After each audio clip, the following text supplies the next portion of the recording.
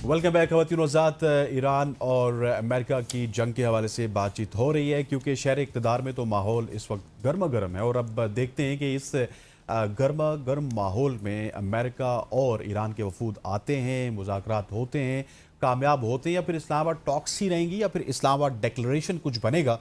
इसका तो अभी फैसला होना बाकी है। नाइला चौहान साहिबा हमारे साथ मौजूद है। नाइला साहिबा, मुझे ये बताइएगा कि इस वक्त जो सिचुएशन चल रही है, हमने देखा था कि हमें बर्फ़ पिघलती हुई नज़र आई थी, लेकिन उसके बाद एकदम से ईरान की जानिब से आबनाए हुर्मुज़ को वापस बंद करना, फिर पड़ोसी हमारे उनके जहाज़ों के ऊपर हमला करना, फिर अमेरिका की जानिब से बयान आना। सो ये किस तरफ हमें इंडिकेट करता है? क्या खित्ते में दोबारा आप कशीदगी देख रही है या फिर दोनों वफूद जब इस्लामाबाद आएंगे तो मिल बैठ के किसी न किसी डिक्लेरेशन की तरफ या फिर किसी न किसी मुआहदे के ऊपर ये दस्तखत कर लेंगे? देखिए, हुर्मुज़ का खुलना बंद होना वाली तो बात जो है वो वेस्टर्न मीडिया ने ज़्यादा कॉम्प्लिकेट की हुई है। अगर देखा जाए तो ईरान ने स्ट्रेट ऑफ हुर्मुज़ नहीं किया था, हुँ। उसने सिर्फ कंट्रोल किया था और उसने यही कहा था कि आप इस रूट से जाएं तो हमारी आईआरजीसी भी आपको फैसिलिटेट करेगी, आपके शिप्स जा सकते हैं। लेकिन जो वेस्टर्न इंश्योरेंस कंपनीज हैं, उन्होंने इंश्योरेंस का रेट इतना हाई कर दिया कि शिप्स जो कम शिपिंग कंपनीज थी वो इतनी वो पेमेंट करके यहाँ से गुजर नहीं सकते थे, तो वो रुक गए। तो हकीकत तो ये है, सियासी जो भी बयानात हो, लेकिन हकीकत तो ये है कि ईरान ने स्ट्रेट ऑफ हुर्मुज़ को उसका बंद नहीं किया था। ब्लॉकेड अब अमेरिका कर रहा है और वो कह रहे हैं कि हम ब्लॉकेड कर रहे हैं ब्लॉकेड खोलने के लिए। सो ये एक बहुत इंटरेस्टिंग लॉजिक है। लेकिन अगर यहाँ पे ज़रा भी कशीदगी बढ़ती है तो जंग के जो चिंगारियाँ हैं वो आग पकड़ सकती हैं। सही। अच्छा, अभी मैडम मेरे ना आपसे 2 सवाल लास्टली मुझे ये बताइएगा। जिस तरह से एक मैं देख रही थी खबर, बैनुल-अक़वामी जरीदे का ये कहना है कि पाकिस्तान से बेहतरीन ताल्लुकात के बाद अमेरिका के लिए भारत पर अब एतमाद करना जो है वो मुश्किल हो गया है। आपको लगता है कि इस सूरत हाल में अब कोई फॉल्स फ्लैग ऑपरेशन भी किया जा सकता है, उसका सहारा ले सकता है इंडिया? बिल्कुल, देखिए ये 2 मुख्तलिफ बातें आपने इकट्ठे सवाल में की हैं। जी जी। हुँ। एक तो ये है कि पाकिस्तान से रवाबित अच्छे हो रहे हैं तो भारत की क्या सिचुएशन है? तो मुझे नहीं शक कि भारत की उन रवाबित अमेरिका से बहुत अच्छे हैं क्योंकि भारत के इज़राइल से बहुत अच्छे हैं। हुँ। तो उसमें हमें कोई गुमान नहीं होना चाहिए। रही बात कि भारत कोई यहाँ पे तख़रीबकारी के कोई प्रोजेक्ट ला सकता है, बिल्कुल ला सकता है। क्योंकि इज़राइल के साथ जो उसका हेक्सागन ऑफ अलायंस है, उसका हाँ, ये एजेंडा है कि तमाम मुसलमान ममालिक में तख़रीबकारी की सही। जाए, उन्हें तबाह सही। किया जाए। ठीक। तो वो सही। कर thank you so much. Naila Chauhan साहिबा हमारे साथ मौजूद थी, इन डिटेल हम डिस्कशन कर रहे थे। अब इस सूरत हाल से आगे निकलकर बात करते हैं पीएसएल के हवाले से। जी हाँ, पीएसएल की ज़बरदस्त मैचेस की, जहां आपको पता है कि कल 2 मैचेस खेले गए हैं। पहले मैच मुल्तान सुल्तान्स ने कराची किंग्स को 11 रन से हरा दिया। मुल्तान सुल्तान्स ने पहले खेलते हुए मुकर्रर 20 ओवर्स में 7 विकेट के नुकसान पर 207 रन स्कोर किए। जवाब में अगर बात की जाए तो कराची किंग्स की तो बैटर्स ने अच्छी फाइट की, लेकिन वो 196 रन पर हिम्मत हार गए थे। और अगर दूसरे मैच की बात करें, पेशावर ज़ल्मी ने बाबर आजम की सेंचुरी की बदौलत कोयटा ग्लैडिएटर्स को 118 रन से हरा दिया। पेशावर ज़ल्मी ने पहले खेलते हुए मुकर्रर 20 ओवर्स में 3 विकेटों को नुकसान पर 255 रन बनाए और ये पीएसएल का तीसरा सबसे बड़ा टोटल है।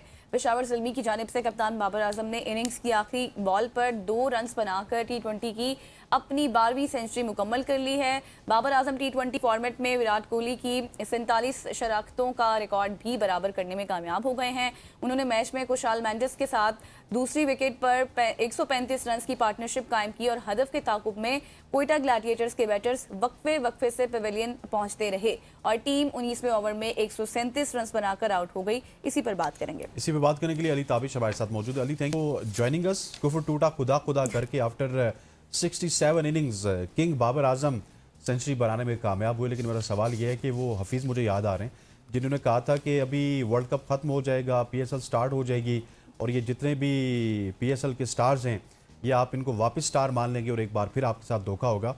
उसके ऊपर भी थोड़ा सा कमेंट कीजिएगा और बाबर आजम की सेंचुरी के हवाले से भी कमेंट कीजिएगा। देखिए, इतने अरसे से हम यही बात कर रहे हैं कि जो रिक्वायरमेंट है आपकी टीम से, जो चीज जो जो काम आपको करना चाहिए to elevate it the performance of your team and your own performance जो मॉडर्न डे T20 क्रिकेट के लेवल पे होनी चाहिए, ठीक है, वो चीज़ हमें देखने को मिली। जैस उसको पुश मोस्ट डेफिनेटली मेंडिस की इनिंग्स से मिला, जो जिस तरह से, वैसे तो बाबर ने भी ओपनिंग, हारिस तो दूसरे ओवर में चले गए थे, लेकिन जो पहली बॉल से चले, तीसरी कह लें, पांचवी कह लें, बिल्कुल स्टार्ट से जो स्टांस, जो अप्रोच बाबर ने दिखाई कल के मैच की, वो वाकई में बिल्कुल वही अप्रोच है जो हम देखना चाहते हैं फ्रॉम बाबर आजम। वो बाबर आजम क्या, हम पाकिस्तान के बहुत सारे जो बैटर्स हैं जिनको हम कहते हैं कि भैया मॉडर्न डे T20 खेलो, तो वो चीज़ जो देखनी चाहिए आपको, aggression from the start, from the get go, कि आपको ये लगे कि भाईजान वाकई में ये मॉडर्न डे T20 खेलने आए हैं, और वो हमें कल देखने को मिला ओवरऑल उसमें। जहाँ तक रही हफीज के कमेंट वाली बात, तो देखें, एक लेवल क्या कहते हैं चेंज हो जाता है जब आप PSL खेल रहे होते हैं। फ्रेंचाइज क्रिकेट इसीलिए ज़्यादा मशहूर होती है कि डिफरेंट किस्म की चीज़ें आपके सामने आती हैं। ऑब्वियसली वो एग्जैक्ट लेवल इंटरनेशनल का भी नहीं होता, लेकिन एक मिक्स ऐसा क्रिएट हुआ होता है कि जहाँ पे आपके, ऑब्वियसली अगर आप एक्सपीरियंस्ड हैं तो आपको वो मौका मिलेगा अपने आप को शाइन करवाने का। और उस हिसाब से आप देख लें कि शाहीन भी शाइन कर रहे हैं, ऑल्दो लाहौर कलंदर उस तरह से शाइन नहीं कर रही, शादाब भी शाइन कर रहे हैं, बाबर भी शाइन कर रहे हैं। आप बाबर आजम के PSL के ओवरऑल रन देखें तो कुछ एक एक इनिंग को छोड़ के जो इंतहाई स्लो, इंतहाई जो है ना वो थोड़ी सी क्या कहते हैं नाकाबिले बर्दाश्त थी। बाकी उन्होंने एग्जैक्टली वो चीज़ की है जो टीम की रिक्वायरमेंट थी उस टाइम पे। तो कॉन्टेक्स्ट ऑफ द गेम की अगर बात की जाए तो कॉन्टेक्स्ट ऑफ द गेम में इनिंग्स ठीक थी, लेकिन अगर हम मॉडर्न डे T20 की बात करें और उस स्टाइल की बात करें तो उस हिसाब से प्रोबेबली वो फील नहीं थी। लेकिन जो कल के मैच में उन्होंने इनिंग्स खेली है वो हर चीज़ पे पूरा ज़रूर उतर। सही। अच्छा, मुझे ये भी बताएं ताबिश कि जिस तरह से अब कराची का मैं जिक्र कर रही थी इब्तिदा में, उनको क्या हो गया? इब्तिदा तो उनकी बहुत अच्छी थी। इब्तिदा बहुत अच्छी थी। इब्तिदा शुरू हुई थी लाहौर से, और लाहौर की पिच बहुत फेवरेबल थी उस स्टाइल ऑफ बैटिंग के लिए जो कराची किंग्स प्रेजेंट कर रहे हैं। फिर उनको थोड़ा सा सेटबैक भी लगा, एक हफ्ते का 10 दिन का गैप आया, डेविड वार्नर ऑस्ट्रेलिया चले गए, ऑस्ट्रेलिया में रेस्ट हो गए, वापस आए, मेंटल जो है ना थोड़ा सा उनको डिस्टॉर्ट फील हुआ। हसन अली छुट्टी पे थे, उनकी कमर में दर्द निकल आया एक मैच में, वो नहीं खेले। फिर क्या कहते हैं डेविड वार्नर अब खेल ही नहीं रहे पिछले 2 मैचों से। तो बहुत सारी चीजें थी, बहुत सारी गलतियां हो गई उसमें।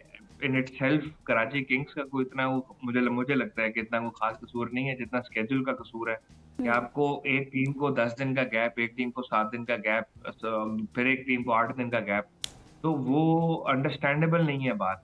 आप लगातार बैक टू बैक मैचेस खिला रहे हो टीमों को, जब आपके पास 8 टीमें हैं, 24 घंटे के अंदर 2 मैच खेल रही होगी टीम, फ्रेंचाइज क्रिकेट में is not wanted at all. तो वो जो शेड्यूलिंग एरर था उसकी वजह से बहुत सारी चीजें हेवायर हो गई कराची के लिए। लेकिन कराची में उनकी परफॉर्मेंस भी सही नहीं रही। मतलब मैं ये नहीं कह सकता कि बस शेड्यूल खराब था तो सब बर्बाद हो गया, नहीं, वो अपनी उनकी परफॉर्मेंसेज हैं जो कि अब्बास आफरीदी की बॉलिंग नहीं चल रही बिल्कुल भी, जो बहुत ज्यादा रिलायंट थे अब्बास आफरीदी की परफॉर्मेंस है कराची किंग्स। हसन अली बहुत अच्छी बॉलिंग कर रहे थे, कल के मैच में भी उन्होंने अच्छी बॉलिंग की, लेकिन विकेटें उस तरह से नहीं ले पाए और उस तरह से रन भी नहीं रोक पाए। एडम जैम्पा बहुत अच्छी बॉलिंग कर रहे थे और कर रहे हैं, बट देन अगेन वो सारी चीजें एक साथ चले तो बात बनती है। आपके प्लेयर, आपका ओपनिंग डिस्टर्ब हो गई, आपको क्या कहते हैं आपके कुछ प्लेयर्स से लेकर आपको क्या कहते हैं, हालांकि मोहम्मद वसीम को खास स्कोर नहीं कर रहे थे, जेसन रॉय उनसे बेहतर ही स्कोर कर लेंगे, बट देन अगेन आपकी टीम डिस्टर्ब हुई हुई है। और अब बस आपके पास ये 2-3 मैच ही बचे हैं जिसके अंदर आप अपनी जगह बना सकते हो तो बनाओ। और बड़ा ज़रूरी है कि डेविड वार्नर होपफुली ठीक हो जाए और आके वापस खेलें टीम के लिए, ताकि कराची किंग्स की परफॉर्मेंस बेहतर हो। एक इम्पैक्ट होता है, और ख़ासतौर पे डेविड वार्नर जैसे प्लेयर का वाकई में इम्पैक्ट होता है गेम के ऊपर, और वो नज़र आ रहा है हमें कराची की परफॉर्मेंस। अच्छा, आपने पिछले सवाल के जवाब में बात की थी कि बाबर भी परफॉर्म कर रहे हैं, शाहीन भी परफॉर्म कर रहे हैं और शादाब खान भी परफॉर्म कर रहे हैं। मैं इस सवाल से आपसे थोड़ा सा डिफरेंट सवाल ये करना चाहूँगा कि बाबर जब भी PSL में परफॉर्म करते हैं उसको ट्रांसलेट करते हैं इंटरनेशनल क्रिकेट में। लास्ट 2 ईयर्स में उन्होंने PSL में परफॉर्म नहीं किया, वो इंटरनेशनल क्रिकेट में ट्रांसलेट नहीं कर सके, लेकिन from last 6 to 7 years Shaheen Shah Afridi PSL में परफॉर्म करते हैं, शादाब खान पीएसएल में परफॉर्म करते हैं, उसको इंटरनेशनल में ट्रांसलेट नहीं करते हैं, कैपेबिलिटीज शोज नहीं होती हैं, वहाँ पे जाके एक्सपोज हो जाते हैं। सो क्या वजह है कि हमारे प्लेयर्स इंटरनेशनल में जाके एक्सपोज हो जाते हैं, अपार्ट फ्रॉम बाबर आजम को साइड पे कर दें, लेकिन लीग में आके वो शेर बन जाते हैं। और फिर मुझे तो ये भी खदशा है कि देखिए ना कि शादाब अगर परफॉर्म कर रहे हैं या शाहीन शाह अफरीदी परफॉर्म कर रहे हैं, तो मतलब आपका तो लोकल टैलेंट बिल्कुल है ही नहीं कि वही जो सुपरस्टार आपके वहाँ पे बने हुए वो लोकली भी आके परफॉर्म कर रहे हैं और इसी वजह से वो आपके सुपरस्टार हैं। अच्छा, सिर्फ ये नहीं है कि ये लोग परफॉर्म कर रहे हैं। आप गौर करें, अरफात मिन्हास बहुत अच्छा परफॉर्म कर रहे हैं। अली रजा ने कल की क्या शानदार बॉलिंग कराई है। समीर मिन्हास बहुत जबरदस्त परफॉर्म कर रहे हैं। आपके पास हसन नवाज ने जो क्या कहते हैं 2-3 इनिंग्स खेली हैं बड़ी जबरदस्त। अब्दुल समद बहुत जबरदस्त क्रिटिकल रोल फिनिशर का वो प्ले कर रहे हैं। तो सिर्फ ये लोग परफॉर्म नहीं कर रहे, ये बड़े स्टार्स हैं, बिल्कुल हैं। आपका लोकल टैलेंट इस टाइम कर रहा है परफॉर्म। आपका खासतौर पर इमर्जिंग टैलेंट अच्छा परफॉर्म कर रहा है। साहिबजादा फरहान अच्छे रन लगा रहे थे, नहीं थे 2 मैचों में वो मुल्तान के लिए, बट देन अगेन ये वो प्लेयर्स हैं क्योंकि ये एक्सपीरियंस्ड हैं। इनको पता है कि मैंने इन चीज़ों को कैसे टैकल करना है, इसलिए वो थोड़ा ज़्यादा बेहतर तरीके से कर लेते हैं, इसलिए ज़्यादा शाइन कर लेते हैं। रही बात बाकी सारे प्लेयर्स की, तो आपके पास बहुत सारे प्लेयर्स हैं जो बहुत अच्छा परफॉर्म कर रहे हैं। मोमिन कमर बहुत अच्छी बॉलिंग करा रहे हैं, ठीक है? उनके क्या कहते हैं, आपके पास इमर्जिंग में अच्छा खासा टैलेंट। साद मसूद की आपने रावलपिंडीज़ के लिए इनिंग्स देखी होगी। ऑल्दो मैच हारा हुआ था, सब कुछ निकला हुआ था, उन्होंने फिर भी अपने आप को जाके एक्सप्रेस ज़रूर किया। और ऐसे टैलेंट को, मतलब जिसको अनकैप्ड अब प्लेयर कह रहे हैं, पहले इमर्जिंग कहते होते थे, वो अनकैप्ड प्लेयर्स का पोटेंशियल हमें बिल्कुल देखने को मिला है। सिर्फ ये नहीं है कि सिर्फ हमें बाबर, शाहीन और क्या कहते हैं शादाब को ही देखने को मिला, there is a lot of other talent on display as well.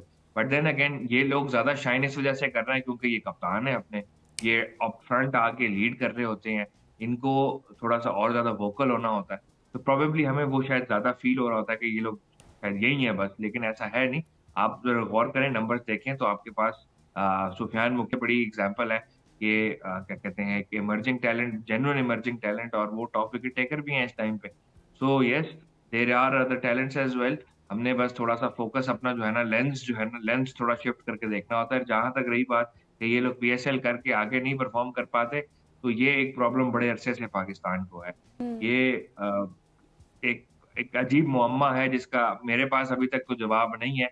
But ऐसा ज़रूर मुझे लगता है कि जो चीज़ें वो पीएसएल के लिए कर रहे होते हैं, अगेन वो इंटरनेशनल वाला लेवल नहीं होता, उससे उससे नी कम होता है, उससे नीचे होता है। बट देन अगेन कुछ चीज़ें जो वो पीएसएल के लिए कर रहे होते हैं, शायद वो कॉस्मेटिक होती हैं, और फिर वो जब इंटरनेशनल में वापस जाते हैं, टीम में उनको बुलाया जाता है, तो वो कॉस्मेटिक सर्जरी फिर फेल हो जाती है, और फिर आपका जो है ना, थोड़े-से आप एक्सपोज़ हो जाते हैं। और जहाँ तक रही बात कि बाबर की परफ़ॉर्मेंस की, तो मैं पढ़ रहा था, ओटिस गिब्सन जो पेशावर ज़ल्मी के कोच हैं, उनका इंटरव्यू, उन्होंने कहा कि उनसे पूछा गया कि आपने क्या कहा है जी बाबर आज़म को, क्या बातें हुई हैं आपकी परफ़ॉर्मेंस को लेके? तो कहता है मेरी बड़ी सिंपल बात हुई है कि टी20 का सबसे बेस्ट बैटर कौन है जी आपके पूछा मैंने बाबर से कि टी20 का बेस्ट बैटर कौन है जी दुनिया में?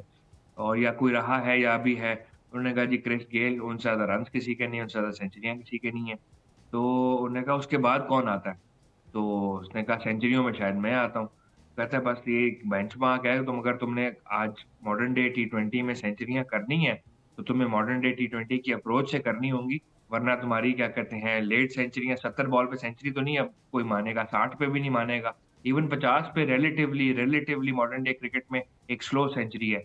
हमें सेंचुरी चाहिए मॉडर्न डे क्रिकेटर या बैटर से इस टाइम पे 40, 41, 42 बॉलों के ऊपर, ठीक है? इवन कुछ लोग तो कह रहे हैं कि भाई 38 पे करो सेंचुरी, तब जाके गेम है, तब आप गेम का वाक़ई पलड़ा चेंज कर दोगे। हमने, आपको याद होगा जब एशिया कप या वर्ल्ड कप चल रहा था, हमने जी। बात की थी कि इंडिया की टी20 टीम जो है, वो 250 के लिए मैच खेलती है।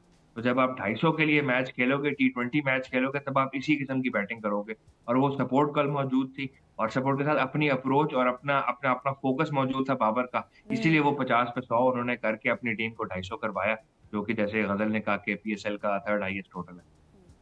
सही। अच्छा अली, मुझे अब साथ ही मुल्तान सुल्तान्स का भी बता दें, क्योंकि वो अब लास्ट टाइम जब आप नहीं मौजूद थे ना यहाँ, तो मैंने अली से बात की थी कि अली हमेशा प्रिडिक्शन करके जाते हैं हमारे शो में, तो वो कहीं ना कहीं अच्छी साबित हो जाती है। मुझे मुल्तान सुल्तान्स का बताएं कि वो तो मुसलसल बाबा अच्छी, अली? हाँ बाबा अली भी कह सकते हैं इनको नेक्स्ट आपका टाइटल बाबा अली होगा। तो वो अच्छी परफॉर्मेंस दिखा रहे हैं, तो आपको लगता है खामोशी से ये टीम मैदान मार जाएगी? खामोशी से तो नहीं, बहुत अच्छी क्रिकेट खेल के, बहुत अच्छी कॉम्बिनेशन खिला के, और क्या कहते हैं, मुल्तान की overall performance has been wonderful.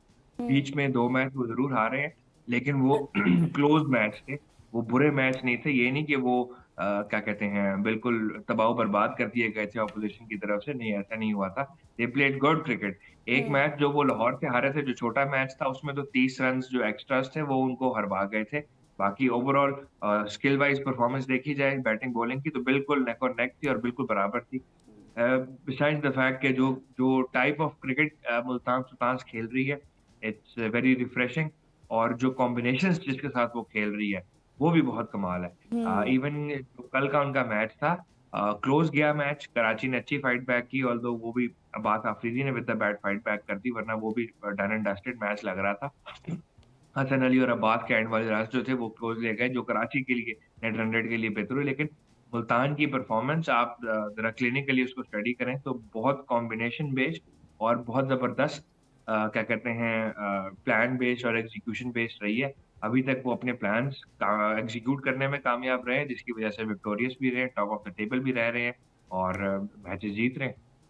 अच्छा सर, मुझे ये बताइएगा कि पाकिस्तान क्रिकेट बोर्ड का कोई फोकस ज़्यादातर पाकिस्तान सुपर लीग में मुझे नज़र नहीं आता इन टर्म्स ऑफ प्लानिंग या फिर जो टेक्निकल डिसीजंस हैं। आपने शान मसूद को कप्तान बना के भेजा टेस्ट क्रिकेट में, लेकिन वही शान मसूद अशटन टर्नर की कप्तानी में मुल्तान सुल्तान की नुमाइंदगी कर रहे हैं। आपका T20 का कप्तान अभी भी सलमान आगा है, लेकिन मोइन अली जिन्होंने शायद किसी डोमेस्टिक मैच में भी कभी कप्तानी नहीं की थी, आप उनसे कप्तानी नहीं करवा रहे, लेकिन मोइन अली से करवा रहे हैं। सो पाकिस्तान सुपर लीग और PSL और पाकिस्तान क्रिकेट बोर्ड में कुछ सिंक नज़र नहीं आ रहा कि ये जो अपने प्लेयर्स हैं उनकी इज्जत किस तरह से करवानी है, अपने जो इमर्जिंग प्लेयर्स हैं उनको किस तरह से आपने कप्तानी के लिए प्रिपेयर करना है। कुछ ऐसा होता हुआ नज़र नहीं आ रहा है और बहुत रफ एंड टफ डिसीजंस देखने को मिल रहे हैं फ्रेंचाइजीज के एंड पे। देखिए, डेविड वार्नर की जगह कप्तान किसी को बनाना एज अ टेम्परेरी डिसीजन, तो मोइन अली समझ आता है, एक्सपीरियंस प्लेयर है, T20 के बड़े मंझे हुए खिलाड़ी हैं और उनकी परफॉर्मेंसेस अराउंड द वर्ल्ड है ना उस तरह से रही हैं। ऑल्सो हमें पता है कि ये जब हम फ्रेंचाइज क्रिकेट में, लीग क्रिकेट में, तो कैप्टनसी जो है ना, ऑल्दो रिटेन किया डेविड वार्नर को, फिर क्या कहते हैं कप्तान भी वापस लगाया, तो सिर्फ as a temporary captain shift करने के लिए मे बी उनको लगा कि एक मैच के लिए हो जाएगा, लेकिन वो तो इंजरी बड़ी हो गई, वो प्रॉब्लम थोड़ी ज़्यादा बड़ी हो गई कराची के लिए, डेविड वार्नर के लिए। तो वो एक प्रॉब्लम मुझे समझ आती है कि शायद टेम्परेरी ही लगाना चाहते थे, कोई लंबा डिसीजन, कोई बड़ा डिसीजन। अगर सलमान अली आगा को लेके कप्तान लगा देते तो फिर it would have made another statement. तो प्रॉब्ली डेविड वार्नर को उस तरह से जो है ना कि उनको ना लगे कोई ऐसी चीज़, या आई डोंट नो, बट ली उसका टीम का डिसीजन समझ मुझे थोड़ा-सा इस तरह था कि टेम्परेरी ही प्लेस करना था कैप्टन, इसी वजह से मोइन अली को कैप्टन लगाया गया, सलमान अली आगा को नहीं लगाया गया। जहाँ तक बात की आपने शान मसूद की, Shan Masood is an excellent cricketer. मैंने आई थिंक आपके शो में बहुत दफ़ा आके शान मसूद की बहुत तारीफ़ें की हैं और उनकी अप्रोच जो है, अगर आप गौर करें कल पेशावर के मैच से पहले तक मिनिमम 200 रन्स के साथ highest strike rate Shan Masood का था, मुल्तान के मैच के बाद, और वो खेल रहे हैं 180 के स्ट्राइक रेट पे। तो उन्होंने उनको जो एक चीज़ समझ आ रही थी, Shan Masood is always evolving his game. उन्होंने बड़ी दफ़ा ये बात की कि यार मुझे टास्क मिलता है, मैं उसके ऊपर अपने आप को एनालाइज़ करता हूँ कि मैं वो कर सकता हूँ या नहीं कर सकता। मुझे अपनी अप्रोच डिसाइड करनी होती है, मुझे उसके हिसाब से तैयारी करनी होती है, and if I understand the role, मुझे चीज़ अगर समझ आ जाए, तो मैं अपने आप को पूरा उसमें अप्लाई करता हूँ। और नज़र आ रहा है कि आपको मुल्तान ने शान मसूद को एक रोल दिया है 2 डाउन आके खेलने का। अब 2 डाउन आके खेलने की रिक्वायरमेंट आपकी मोस्ट डेफिनिटली आपका 180, 190, 200 का स्ट्राइक रेट की रिक्वायरमेंट है। तो अगर वो 200 के स्ट्राइक रेट के साथ खेल रहे हैं 2 डाउन की पोज़ीशन पे, और ये रिक्वायरमेंट ही ये थी कि भाईजान ये चीज़ आपसे चाहिए, और वो परफ़ॉर्म कर रहे हैं, तो आप तो मतलब आपको तो खड़े होके तालियाँ बजाना चाहिए शान मसूद के लिए कि भाईजान वो अपना टास्क, जो अपनी जो रिक्वायरमेंट, जो टीम की रिक्वायरमेंट है, जो रोल उनको दिया हुआ है, जो मॉडर्न डे T20 की रिक्वायरमेंट है, उसके ऊपर पूरा उतर रहे हैं। तो आपके पास अगर इतना थिंकिंग क्रिकेटर मौजूद है, ठीक है, तो आप उसको इग्नोर क्यों करें? आई थिंक बहुत अंडररेटेड जा रहे हैं इस PSL में शान मसूद, जिस किस्म की वो इनिंग्स खेल रहे हैं, तो जो इम्पैक्ट वो मुल्तान की बैटिंग पे क्रिएट कर रहे हैं, आई थिंक वो इस टाइम बहुत अंडररेटेड चल रहा है। सही, thank you so much. Ali Tabish हमारे साथ मौजूद थे और हम इन डिटेल डिस्कशन कर रहे थे मैचेस के हवाले से, टीम्स के हवाले से, प्लेयर्स के हवाले से। अब देखते हैं कि नेक्स्ट क्या कुछ हमारे सामने आता है। यहाँ पर लेंगे अब एक शॉर्ट सीक और फिर ब्रेक के बाद वापस आएंगे। मजीद भी कुछ अच्छे अच्छे सेगमेंट्स हैं वो आपके साथ करने हैं, डिस्कस भी करनी है, बहुत सारी बातें करनी है। हमारे साथ रहिएगा।